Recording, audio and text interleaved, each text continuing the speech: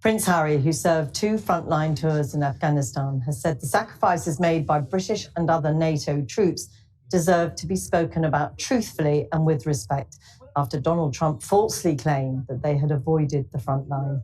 Amid widespread outrage, Sir Keir Starmer suggested the US president should apologise, calling the comments insulting and frankly appalling. Let me start by paying tribute to the 457 of our armed services who lost their lives in Afghanistan. I will never forget their courage, their bravery, and the sacrifice that they made for their country. There are many also who were injured, some with life-changing injuries. And so I consider President Trump's remarks to be insulting and frankly appalling.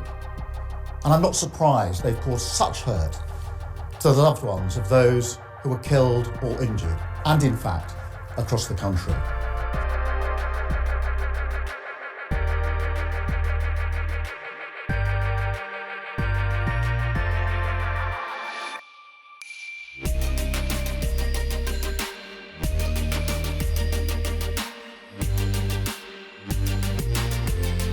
He was a second lieutenant. He was not Prince Harry. He was just Harry. It was interesting that, you know, someone who's that far up in the royal family would have been that sort of humble in the way he presented himself.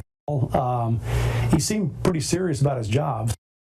I'm an American. I have no reason to sort of toot his horn, if you will, on what I saw. And what I saw is it's someone who was from a very obviously elite background and rich background, and yet they cast it aside, came down range, got shot at, put his life on the line, led by example, and it was impressive. I mean, you know, being an American, I had to be impressed.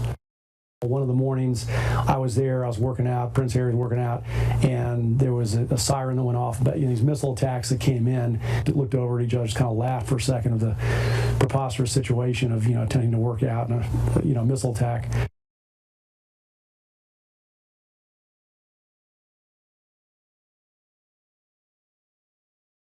It wasn't done in the wrong way, but it was just